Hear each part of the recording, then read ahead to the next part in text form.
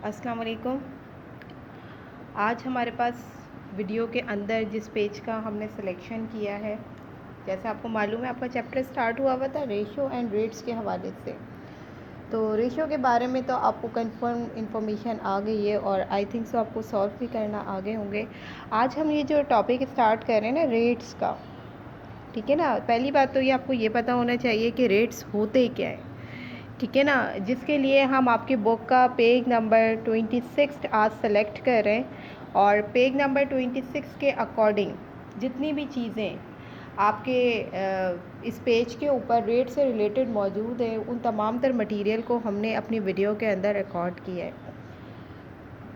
तो देखें, सबसे पहली बात तो ये कि जब हमने आपको रेशियो पढ़ाया था तो मैंने आपसे कहा था कि वहाँ पर कंपैरिजन होता है क्वांटिटीज़ का, जबकि अगर हम रेट के अंदर बात करें ना तो यहाँ पर जो सबसे इम्पॉर्टेंट चीज़ है ना वो है हमारे पास यूनिट रेशियो, ठीक है ना। यूनिट रेशियो क्या होता है, ठीक है, it is the one in which the denominator is 1 unit. अगर आप ये देखो कि किसी भी सवाल में उसका डिनोमिनेटर 1 आ रहा है तो इट मीन्स दैट कि ये हमारे पास यूनिट रेशियो है, सही है। और इसको इस तरह असल में ना हमारे पास ना मुख्तलिफ सिस्टम होते हैं, ठीक है ना, जिसके अंदर हम एक चीज़ को इसके बराबर करते हैं। तो आपके पेज पर ही पेज नंबर 26 के ऊपर आपके पास एक टेबल मौजूद है, कस्टमरी यूनिट ऑफ मेजर और मैट्रिक यूनिट ऑफ मेजर।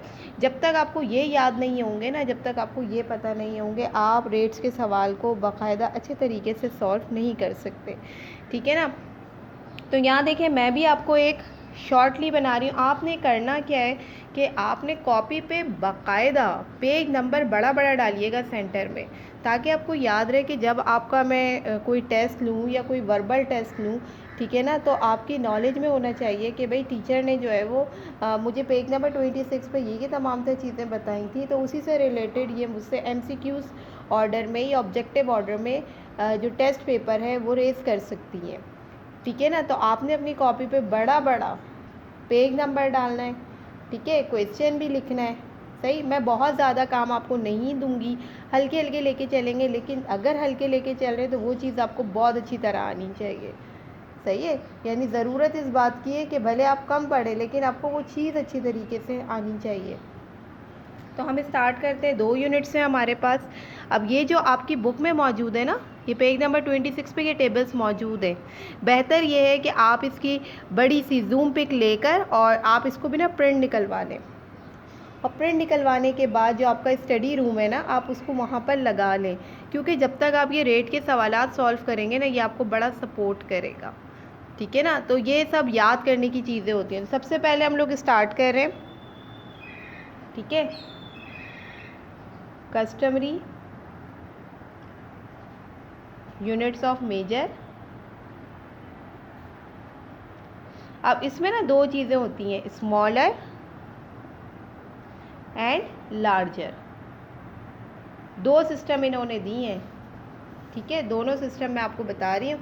यानी कि ये ना आपको याद रखना है कि भाई ये इसके बराबर है, ये इसके बराबर है, ठीक है। अब आप देखें, आपका स्केल होता है, आप जो स्केल इस्तेमाल करते हैं, ठीक है ना, आपने उसके दोनों तरफ देखा होगा, एक जगह सेंटीमीटर गिवन होता है और एक जगह इंचेस गिवन होता है, सही है ना। यानी हमारे पास ये दोनों ही मेजरमेंट यूनिट है, लेकिन इंच आपने देखा होगा आपको बड़ा बड़ा दिख रहा होता है, सेंटीमीटर जो होता है वो छोटा छोटा दिख रहा होता है। तो इसी तरह से रेट्स के अंदर, ठीक है ना, हम लोग क्या करते हैं, स्मॉलर और लार्जर यूनिट के इसको बराबर करते हैं। जैसे सपोज दैट अगर मैं आपसे बोलती हूँ 12 इंच, 12 इंची, ठीक है ना, अगर कोई चीज़ 12 इंच की है तो इसका मतलब वो कितने फुट की है, 1 फुट की है, सही है। फुट को FT से भी जाहिर करते हैं, सही। तो अगर आपके सवाल में कहीं पर FT लिखा हुआ है तो आप परेशान मत होइएगा, उसका मतलब होता है फुट, ठीक है। तो इसी तरीके देखो कितना आसान है। अगर कोई आपसे बोले, जैसे हम लोग कभी कभी घर के अंदर मेजरमेंट करते हैं ना, हम कहते हैं देखो ये डोर जो है वो 12 फिट का है, तो 12 फिट का मतलब क्या हो गया, कितने इंच का हुआ। अगर मैं आपसे ये बोलूँ भाई बताओ कितने इंच का हुआ, तो आप क्या करोगे, सिंपल, भाई 1 फुट 12 इंच का है, तो 12 फुट कितने के होंगे, 12 को 12 से मल्टीप्लाई कर दो तो आपको पता चल जाएगा कि भाई हमारे पास जो है वो 12 फुट इतने इंच का होगा। तो कहने का मकसद ये, यहाँ पर आपको ये चीज़ याद रखनी है कि कौन सी चीज़ किस चीज़ के बराबर है। तो अब यहाँ देखें 1 फुट कितने इंच के बराबर है? 12 इंच। इंच छोटा होता है, फुट बड़ा होता है। इसी तरह आपने अगर वो देखा हो मेजरमेंट हमारे पास जो होता है ना, इंची टेप हम मेजरमेंट के लिए इस्तेमाल करते हैं ना, उसमें भी आपने देखा होगा ये मेजरमेंट आपको नज़र आएगी फुट में भी और इंचज़ में भी। तो इंच जो होता है वो छोटी मेजरमेंट है फुट की। तो अगर 1 फुट की बात की जाएगी तो आपको हमेशा याद रखना है कि 1 फुट हमारे पास 12 इंच के बराबर होता है, 2 फुट हमारे पास 24 इंच के बराबर होता है। यानी आप उसको जब छोटे से बड़े की तरफ जाते हैं तो आपको मालूम है ना, हम लोग मल्टीप्लाई करते हैं। फर्दर और इसकी मज़ीद प्रैक्टिस मैं अपनी लाइव क्लास में भी कराऊंगी ताकि फटाफट आपको बोलना आ जाए। इसके बाद देखें दूसरा है हमारे पास 16 आउंस, ये भी मेजरमेंट है। 16 आउंस 1 पाउंड। अगर आपसे कोई बोले भाई ये चीज़ 1 पाउंड है, 1 पाउंड का मतलब 16 आउंस की है। अक्सर ये होता है कि जो हमारे पास मुख्तलिफ ख़ासकर कुकिंग के जो प्रोग्राम्स आते हैं, जब कोई चीज़ को मेजर करना होता है ना, तो वो बोलते हैं कि भाई ये 1 पाउंड है। 1 पाउंड का मतलब होता है 16 आउंस। अगर वो बोले 2 पाउंड तो 16 को आप 2 से मल्टीप्लाई कर दें। अगर वो 3 बोले तो 16 को आप 3 से मल्टीप्लाई कर दीजिए। ठीक है ना। तो इसकी प्रैक्टिस हम इंशाअल्लाह ताला जल्दी अपनी लाइव क्लास में भी करेंगे ताकि आपके दिमाग में ये अच्छी तरह से बैठ जाए। इसी तरह से हमारे पास 8 पिंट्स, ये स्मॉलर है, सही है। इसका बड़ा क्या होगा? 1 गैलन। हम पानी को बोलते हैं ना, ये 1 गैलन है। 1 गैलन का मतलब 8 पिंट्स हैं उसमें। 2 गैलन होगा तो 8 2 ज़ा 16, 3 होगा। ठीक है ना। आप उसको मल्टीप्लाई कर दी जाएंगे। 8 3 ज़ा 3 8 ज़ा 8 2 ज़ा 16, 8 3 ज़ा 24। ठीक है ना। तो ये इस तरह से मल्टीप्लाई होकर इसकी वैल्यू निकलती रहेगी। ठीक है। बस आपको याद ये रखना है कि अगर 1 फुट की बात की जाए तो आपको याद रखना है ये 12 इंच के बराबर है। 1 पाउंड की बात की जाएगी तो ये 16 आउंस के बराबर है। 1 गैलन किसके बराबर होता है? 8 पिंट्स के। इसी तरह हमारे पास देखो 3 फीट, 3 फीट 1 यार्ड के बराबर होता है। गज़, जिसे हम उर्दू में कहते हैं गज़। अक्सर और बेशतर जब क्लोथ्स की मेजरमेंट होती है ना, जब कपड़ा वपड़ा लेना होता है तो हम वहाँ पे यार्ड्स का इस्तेमाल कर रहे होते हैं, गज़ का। ठीक है। तो उसका मतलब है अगर वो बोले ना 1 गज़ है, 1 गज़ का मतलब 3 फीट है, वो बोले 2 गज़ है तो 3 2 ज़ा 6 हो जाएगा। यानी आपको ना ये रेट याद रखने हैं अपने जहन के अंदर। इसके बाद यहाँ देखिए हमारे पास ये एक वैल्यू है और ये वैल्यू एज इट इज़ आपने याद रखनी है। ये बराबर होती है 1 माइल। 1 माइल के अंदर कितने फिट होते हैं? 5280, 5280। यानी 1 माइल कितने के बराबर होता है? 5280 के बराबर होता है। सही है। तो ये बात भी आपने अच्छी तरह से याद रखनी है। फिर देखो मैं फिर रिपीट कर रही हूँ, इसीलिए मैं आपको हल्के हल्के चला रही हूँ कि आपको जो है वो प्रॉब्लम ना हो, ना मैं आपको ज़्यादा वर्क दूंगी। लेकिन सिर्फ वजह ये है कि जो चीज़ आपको पढ़ाई जाए ना, बस उसको आपने अच्छे तरीके से अपने जहन में बिठा लेना है। अगर मैं आपसे पूछे भाई जल्दी से बताओ 1 फुट कितने इंच का होता है, आप फ़ौरन बोलोगे 12 इंच का। मैं अगर आपसे बोलूँ 1 पाउंड कितने बराबर का होता है, आप बोल दो 16 आउंस का। अगर मैं आपसे बोलूँ 2 पाउंड कितने का बराबर है, आप बोल दो 16 2 ज़ा 32। 16 का टेबल डायरेक्ट 2 टाइम्स पढ़ेंगे तो आपको पता चल जाएगा। इसी तरीके से अगर मैं आपसे बोलूँ भाई 1 गैलन कितने पिंट्स के बराबर होते हैं? 8 पिंट्स के बराबर होता है। 1 यार्ड में कितने फिट होते हैं? 3 फिट होते हैं। 2 यार्ड में कितने होंगे? 3 2 ज़ा 6 पिंट्स होंगे हमारे पास, फिट होंगे। इसके बाद 1 माइल, 1 माइल कितने फीट का होता है? ठीक है ना। तो वो होता है 5280, 5280। ये आपने वैल्यूज़ ना, ये सारी वैल्यूज़ आपने याद रखनी है सवाल को सॉल्व करते वक्त। इसके बाद हमारे पास दूसरा सिस्टम होता है मैट्रिक। ये तो बहुत ही आसान है। मैट्रिक यूनिट ऑफ मेजर, ये तो बहुत ही आसान है, जिसमें हम करते नहीं है, ये तो आप छोटी क्लासेस में भी करते हैं कि 1 मीटर कितने सेंटीमीटर का होता है। देखिए सेंट का जो हम लोग अक्सर वर्ड यूज़ करते हैं ना, यहाँ पर भी हम पढ़ेंगे स्मॉलर एंड लार्जर। तो इसी तरह यहाँ पर है 100 सेंटीमीटर,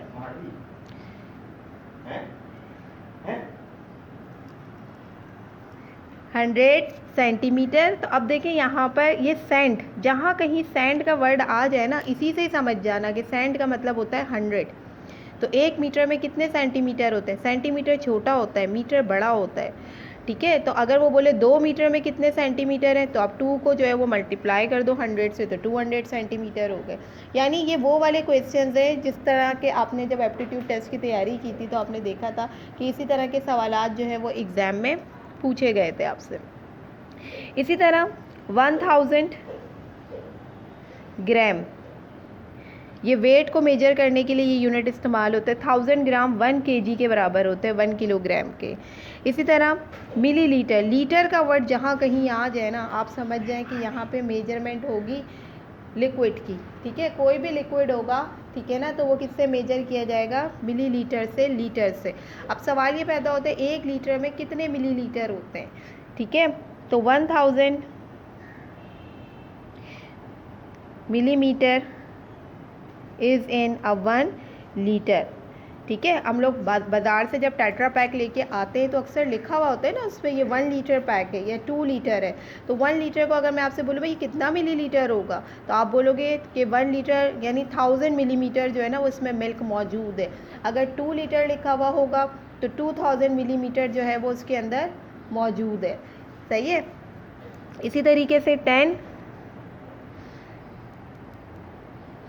मिलीमीटर, 10 मिलीमीटर, 10 मिलीमीटर किसके बराबर होता है, 1 सेंटीमीटर के। यानी ये वो चीज़ है, इसीलिए मैं आपसे कह रही हूँ कि आपकी बुक के अंदर ना ये बना हुआ है, तो आप अगर उस पेज का प्रिंट निकाल के अपने स्टडी एरिया में लगा लेंगे ना, और जब भी सवाल करेंगे आप इसको बार बार देखेंगे तो ऑलरेडी आपको वैसे ही दिमाग में बैठ चुका होगा। इसके बाद लास्ट है हमारे पास 1000 मिलीग्राम। ग्राम सॉलिड को मेजर करने के लिए इस्तेमाल होता है, लीटर लिक्विड को मेजर करने के लिए इस्तेमाल होता है। तो 1000 मिलीग्राम हमारे पास 1 ग्राम के बराबर है।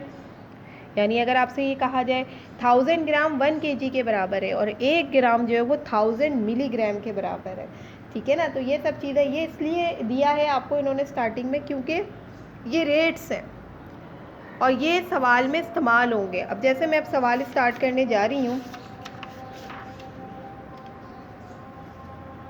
सही। तो मैंने जो आपको इंस्ट्रक्शन दिए ना, अगर आप उसको फॉलो करेंगे, आप यकीन करें आपको सवाल करना बड़ा आसान लगेगा और आप ऐसे करो, आपको ऐसा लगेगा कि भाई मेरी तो तैयारी सही जा रही है, मुझे तो ये सारी चीज़ें बहुत अच्छे तरीके से समझ आ रही हैं, ठीक है।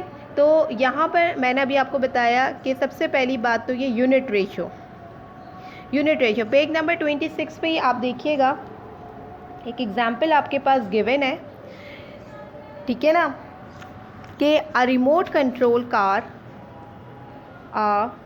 रिमोट कंट्रोल कार, एक रिमोट कंट्रोल कार है, ठीक है ना, जो ट्रैवल कर रही है, सफ़र कर रही है, ठीक है, एट अ रेट, उसका रेट क्या बताया है इन्होंने, ऑफ 10 फीट, सही है ना। अब देखो इन्होंने खुद ही बता दिया कि कितना है वो 10 फीट है, सही है। अब इसके आगे देखें वो क्या बोल रहा है, पर सेकंड। सेकंड किसका यूनिट होता है, टाइम का, ठीक है ना। आपको पता है ना टाइमिंग की भी मेजरमेंट होती है, पूरा एक चक्कर जब पूरा होता है, ठीक है, तो वो 60 मिनट्स होते हैं।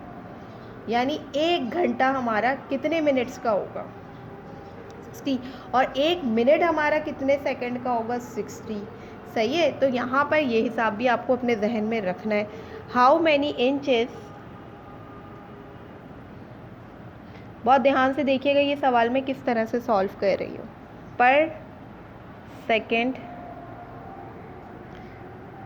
इज दिस, देखो करना बड़ा आसान है, ये आपने आंसर की हेडिंग डाली, सवाल को करना बहुत आसान है। अगर सवाल को गौर से पढ़ो ना तो आप देखो इन्होंने यहाँ पे फिट दिया हुआ है, ठीक है। तो सबसे पहले हम क्या लिखेंगे, 10, मैंने आपसे कहा ना इसको शॉर्टली FT भी लिखा जा सकता है, पूरा ना लिखें आप FT लिख दीजिए, इसका मतलब यही होगा। और क्या दिया हुआ है रेट, 10 फीट पर सेकंड, पर सेकंड का पर का मतलब होता है 1, तो कितना आ गया हमारे पास, 1 सेकंड यूनिट आ गया हमारे पास।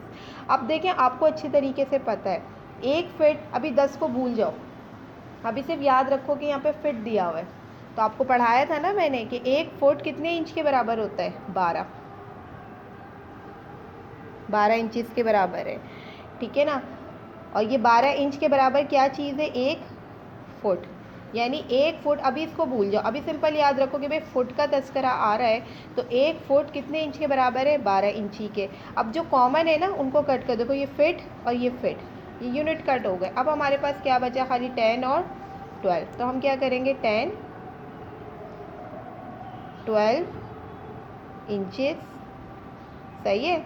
और नीचे डिवाइडेड बाय 1 1 ज़ा 1 और सेकंड ऐसी का ऐसी रहा आपके पास। तो अब जल्दी से बता दो इसका आंसर क्या होगा। 10 को आप जब 12 से, पॉइंट का मतलब है मल्टीप्लाई, मल्टीप्लाई लिखो या पॉइंट लिखो, बात एक ही है। तो जब आप 10 को 12 से मल्टीप्लाई करेंगे तो आपके पास आंसर क्या आ जाएगा, 120, ठीक है, 120 इंचेस। तो आंसर क्या बना आपका, a remote remote control car travel 120 inches in 1 second. तो आंसर क्या लिखेंगे हम, a remote control car travel 120 inches in पर का मतलब होता है 1 इन पर सेकेंड। ये हो गया आपका आंसर। यानी आपका ये एक जो हमारे पास एग्जाम्पल थी वो हमने आपको सॉल्व करके बता दी, ठीक है। पेज नंबर 26 पे आपके पास ये एग्जाम्पल गिवन थी जो मैंने आपको सॉल्व करके बखूबी बता दी है। अब इसके आगे बढ़ते हैं हम। तो आपने ये सवाल अपनी कॉपी में एज इट इज़ करना है, क्वेश्चन भी उतारना है, ठीक है। क्वेश्चन भी उतारना है, क्वेश्चन उतारने के बाद इसको इसी पैटर्न से सॉल्व करना है। दूसरी बात, अब आ जाइए पेज नंबर 27। अपनी कॉपी पे बड़ा बड़ा लिखेंगे पेज नंबर 27। जब ये काम करके आप मुझे सेंड करेंगे तो मुझे इसी चीज़ पे चाहिए ये काम, कि आपने इसी ऑर्डर में किया है या नहीं किया। तो पेज नंबर 27 पे देखिएगा, एग्जाम्पल नंबर 2 गिवन है। ये सवाल मैं पढ़ के सुना रही हूँ, ठीक है ना, और सॉल्व कर दूँगी। बाकी आपके पास बुक मौजूद है, आप इसे वहाँ से उतारेंगे और उस सवाल को उसी तरीके से सॉल्व करेंगे जैसे मैं बता रही हूँ। सवाल है, a swordfish can swim at a rate of 60 mile. एक स्वॉर्ड फिश है, ठीक है ना, वो तैर रही है 60 माइल की रफ्तार से। डिस्टेंस का यूनिट होता है mile. Per hour, per hour का मतलब 1 घंटा, ठीक है। रेट तो वैसे ही बन गया, बन गया या नहीं बन गया, क्या क्या आ रहा है, 60 माइल्स 1 आवर। ये तो रेट तो हमारा बन गया सवाल से। अब पूछ क्या रहा है वो, how many feet per hour in this, ठीक है। अब वो ये कह रहे हैं फीट बताओ कि कितना फीट जो है ना उसने 1 घंटे में ट्रैवल किया। यानी अब माइल्स को वो कितने किस में पूछ रहा है, फीट में, ठीक है। तो आपको अच्छे तरीके से पता है कि 1 माइल किसके बराबर होता है, 5280, जो मैंने आपको पहले पिछले टेबल में भी बताया, ठीक है ना। तो आप देख लोगे। तो आप किस तरीके से करोगे इसको भी, इज इक्वल का निशान लगाए 60 माइल्स 1 आवर, ठीक है। तो अब यहाँ पे हम किस तरीके से करेंगे ये देखें। अब आप भूल जाओ कि यहाँ पे 60 लिखा हुआ है। अब ये सोचो 1 माइल, 1 माइल किसके बराबर था, 5280 फिट, ठीक है ना। और नीचे हमारे पास ये किसके बराबर है, 1 माइल के। अब देखो ये यूनिट सेम हो गया, क्या बचा हमारे पास 60 5280, ठीक है। और 1 1 ज़ा 1 और ये आ गया आर एसी का एसी। अब आपने क्या करना है कि ये चूँकि ज़ाहिर है कि मल्टीप्लाई, डॉट का मतलब है मल्टीप्लाई यहाँ पर, सही है। मैथ्स में अगर कहीं पर डॉट लगा हुआ होता है इसका मतलब होता है प्रोडक्ट या मल्टीप्लाई। आप रफ कॉलम में इसको मल्टीप्लाई कर लें, देखें कितना आसान है। 5280, ये 60 से मल्टीप्लाई, 0 0 0 0 8 0 0 2 0, 6 0 ज़ा 0, 6 8 ज़ा 48, 6 2 ज़ा 12, 13 14 15 16, 6 5 ज़ा 30 और 31, 31680। तो इसका आंसर क्या आएगा, 31680 फिट इन 1 आवर। ये आ गया आपका आंसर। समझ आई आपके बात। तो देखें इस तरह से ये पेज नंबर 27 पे भी ये सवाल आपका सॉल्व हो गया। अब होमवर्क के लिए देखें मैं यहाँ आपको शो कर रही हूँ होमवर्क। कभी आप ये बोलो कि टीचर ये देखो अलग से मैं स्क्वायर बना के दे रही हूँ कि इस स्क्वायर का मतलब है ये आपका होमवर्क है। इन्हीं मेथड को फॉलो करते हुए आपने पहले ये 2 सवाल करने, सही है। ये जो 2 सवाल मैंने आपको कराए हैं बुक से क्वेश्चन उतार कर, इसीलिए देखिए मैंने सिर्फ आपको पेज नंबर 26 और पेज नंबर 27 अभी हाफ बताया है।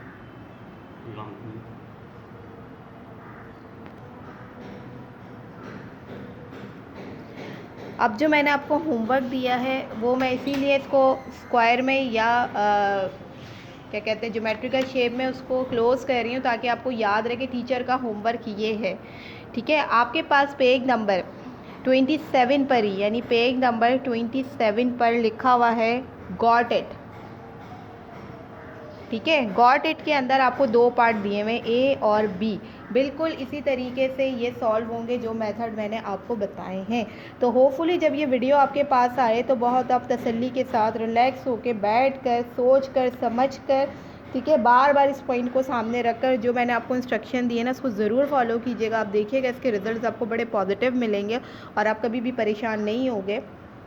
ठीक है ना, तो लिहाजा आप यही काम करो कि आप अपनी बुक में से वो वाले जो मैंने बताए ना आपको, ये जो पीछे अभी मैं दिखा रही थी ये टेबल बने हुए हैं, इसकी आप बहुत जूम पिक लेकर और उस इमेज का भी प्रिंट निकाल लें। प्रिंट निकाल के आप अपने स्टडी एरिया में जहाँ मैं आपकी क्लासेस ले रही होती हूँ या जहाँ बैठ के आप काम करते हैं ना, वहाँ या तो आप अपनी डेस्क पे टेबल पे उसको पेस्ट कर लीजिए या आप अपनी दीवार पे कहीं पर भी एक चार्ट बोर्ड की तरह नोटिस बोर्ड की तरह लगा लें। तो आप यकीन करें आप ऐसे एक्सपर्ट हो जाएंगे रेट के अंदर के हर किस्म का सवाल आप सॉल्व करने के काबिल होंगे।